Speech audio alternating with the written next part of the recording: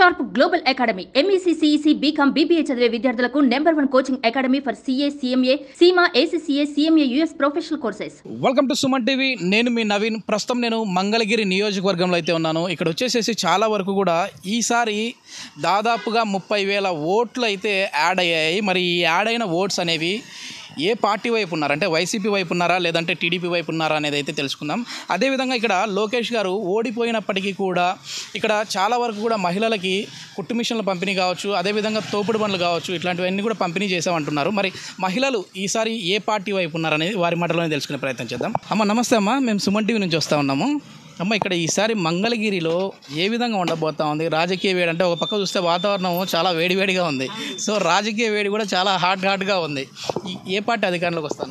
టీడీపీయే రావాలి. ఎందుకమ్మా? టీడీపీ వస్తే మా లాంటి వాళ్ళకి కొస్తా భవిష్యత్తు బాగుంటుంది. ఏం చేస్తారమ్మా మీకు? నాగా ఏం చేయలేదు, బండి మాత్రం నేను అడగకుండానే వచ్చింది. బండి ఇచ్చారా? ఇదే బండి అమ్మ? ఓకే. అయితే మనల్ని ఎప్పుడైనా లోకేష్ బాబు వచ్చి పలకరిస్తాడు బాగా. ఈ బండి ఇచ్చినందుకు ఆయన రావాలంటారా? బండి ఇచ్చినంత కాదు, అంతకు ముందే మన దగ్గర ఒక గారి తిన్నాడు. ఆ గారి తిని అమ్మటే నాకు బండి ఇచ్చేసాడు. గారి తిని టేస్ట్ బాగుందని చెప్పేసి బండి ఇచ్చారా? బండి ఇచ్చేసాడు. మా తమ్ముడు అనుకోకుండా కాలం చేస్తే దాని గురించి కూడా చాలా బాధపడ్డాడు. కలుస్తూ ఉంటారమ్మా. అంటే ఆయన చాలా వరకు కూడా ఆయన పైన ఉండేది ఆయన లోకల్ కాదు కదా, ఇక్కడ వ్యక్తి కాదు అని చెప్పేసి వైసీపీ వాళ్ళు అంటూ ఉన్నారు. కానీ ఇక్కడ ఏమంటా ఉన్నారంటే లేదు, లోకల్ అయినా నాన్ లోకల్ అయినా ఆయన ప్రజలతో కలుస్తూ ఉంటారంటున్నారు. నిజమేనా? కలుస్తూ ఉంటారు. 3 సార్లు యాక్బిగుని వచ్చాడు కదా, ఏం చేయాలి మరి? కాండ్రకంలో బీసీఏ మా వాళ్ళు ఆమె, మరి మాకు ఏనాడు కూడా ఒక సాయం చేయలే. అది పక్కా టీడీపీ రావాలి. లోకేషే కాదు, బాబు కూడా రావాలి, చంద్రబాబు కూడా. రాష్ట్ర వ్యాప్తంగా టీడీపీనే రావాలి, ఇక్కడ లోకల్గా టీడీపీనే రావాలి. టీడీపీ రావాలి. ఎందుకంటే మాలాంటి మధ్యతరగతి వాళ్ళు బతకడానికి కానీ దేనికన్నా కానీ ఇప్పుడు ఆడవాళ్ళకి భవిష్యత్తు లేదు. ఎక్కడికన్నా బయటికి వెళ్ళాలనుకో ఈసారి వైసీపీ వస్తే ఆడవాళ్ళు వెళ్ళి ఇళ్ళల్లో కూర్చోటమే. అది ఎందుకమ్మా అంత మాట? అంటే ఎందుకంత? అన్ని క్యాస్ట్ వాళ్ళు ఒకలాగా ఉండరు కదా, ఇప్పటికే ఆడవాళ్ళలో చాలా బాగా భయం పెరిగిపోయింది.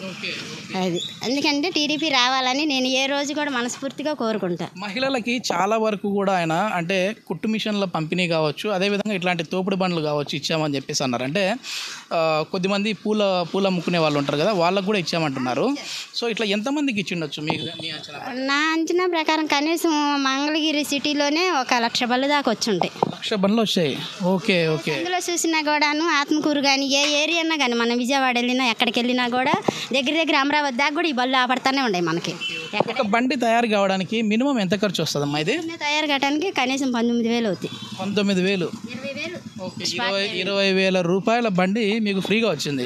ఇది రాకముందు మీరు ఇంతకుముందు ఎట్లా అమ్ముతా ఉన్నారు? ఇది రాకముందు బేరం బాగానే ఉండేది. ఇది వచ్చాక వారం రోజులు వైసీపీ వాళ్ళు రాలా, తర్వాత అందరూ వచ్చారు. కానీ ఏరియా ఫస్ట్ నాకే వచ్చింది బండి. స్టార్టింగ్లో 4 ఏళ్ళు అయింది. మీ దగ్గరికి వైసీపీ వాళ్ళు వచ్చి తింటా ఉన్నారు, టీడీపీ వాళ్ళు తింటా ఉన్నారు, జనసేన అందరూ వస్తారు. మామూలుగా బీసీలు మాట్లాడతా. బీసీలకు ఇచ్చారు. ఎవరికి ఇచ్చారు? గని చిరంజీవి సొయ్యని నా మేనమామే. Okay okay. మరి ఆయన ఏం చేయలేదా? ఎవరికేం చేశారు? ఇచ్చినప్పుడు పదవిని ఇస్తే కనీసం బీసీల కన్నా మహిళలకి ఒక న్యాయం చేయాలిగా. అది ఏం చేయలే. కానీ లోకేష్ రావాలి మనస్ఫూర్తిగా కోరుకుంటున్నాను. ఈసారి ఎంత మెజార్టీతో గెలిచే విధంగా ఉన్నారమ్మా లోకేష్ గారు? లోకేషా పోయిన దాని మీద ఎక్కువ మెజార్టీతోనే వస్తాడు. అదే పోయినసారి వచ్చేసి 5,000 ఓట్ల తేడాతో ఓడిపోయారు. అసలు లేదు, పక్కా లోకేషే. ఈసారి 30,000 ఓట్లు పెరిగాయమ్మా మీ మంగళగిరిలో. అంటే కొత్త ఓటర్లు వచ్చారు. ఆ కొత్త ఓటర్లు ఏ పార్టీ వైపు ఉన్నట్లు కనపడతా ఉంది మీకు? అయితే ఇటువైపే వస్తారు, టీడీపీకే వస్తారు. కానీ మద్దతు టీడీపీకే ఉంది, ఎటు లేదు, దడవాల్సిన పని లేదు. కానీ బాగా మాత్రం మనదే వచ్చింది, పక్కా టీడీపీ. ఇది మొత్తం మీద మహిళల్ని ఎక్కడ చూసినా కూడా ఈ మంగళగిరిలో అయితే ఖచ్చితంగా ఈసారి లోకేష్ గారు రావాలి అని చెప్పేసి మాట్లాడుతూ ఉన్నారు. ఇంకా కొద్దిమంది మనతో ఉన్నారు, వారితో కూడా మాట్లాడే ప్రయత్నం చేద్దాం. ఏంది మంగళగిరి మొత్తం మీద హాట్ టాపిక్గా ఉంది. ఇక్కడ మీ బండి చూస్తే మొత్తం పసుపుమయంలో కనపడతా ఉంది. ఇదే లోకేష్ గారితో వచ్చిందండి. ఓకే. లోకేష్ గారు ఇచ్చారా? ఇచ్చారు. ఏంటి ఎందుకు ఇచ్చారు? ఇప్పుడు బల్ల పెట్టుకొని మనదా బల్ల పెట్టుకొని దుమ్మాయి పడుతుందని కొద్దిగా చూసి లోకేష్ గారు బండి ఇచ్చారు బతుకు తెరుగు కోసం. కొద్దిగా ఇంతకుముందు ఎట్లా ఉన్నది బాబాయ్? అంటే బండి రాకముందు ఎట్లా ఉంది? ఇప్పుడు కొద్దిగా పర్లేదు, బాగానే ఉందండి. ఏదైనా డస్ట్ ఇష్టపడకుండా నీట్గా బాగా నీట్గా ఉంటుంది. ఈ బండి ఒకవేళ మీరు కొనాలంటే ఎంత అవుతుంది బాబాయ్? 25,000 30,000 వచ్చింది. ఓకే, 25,000 నుంచి 30,000 అవుతుంది. ఓకే, అట్లాంటిది ఫ్రీగా వచ్చింది మనకి. అంటే ఎందుకోసం ఇచ్చారు ఆయన?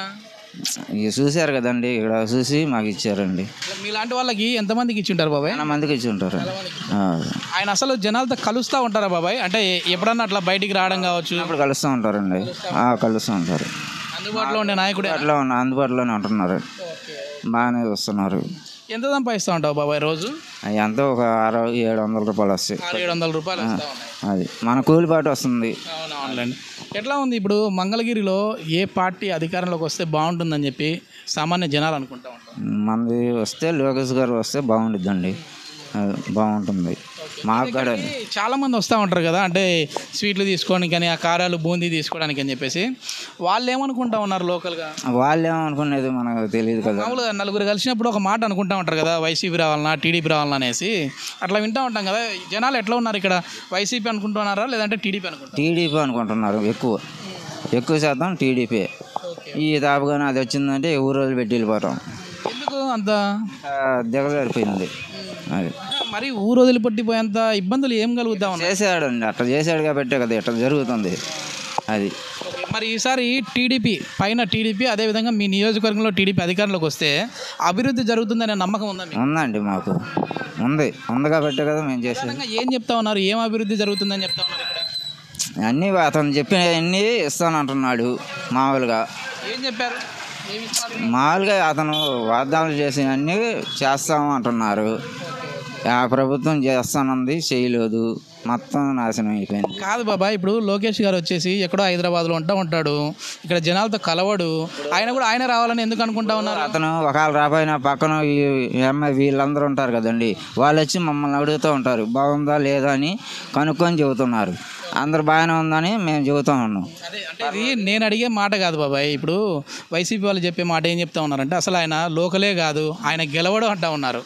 లోకల్గా మీలాంటి వాళ్ళు ఏమో లేదు ఆయనే రావాలి అంటా ఉన్నారు. ఏంది అభిమానం? ఏంది అసలు? అభిమానం ఉంది కాబట్టి దాని గురించి ఆయన కదా చూస్తున్నాడు, అన్నీ చేస్తున్నాడు. నిజంగా ఏంటంటే నాకు ఆశ్చర్యం వేసింది.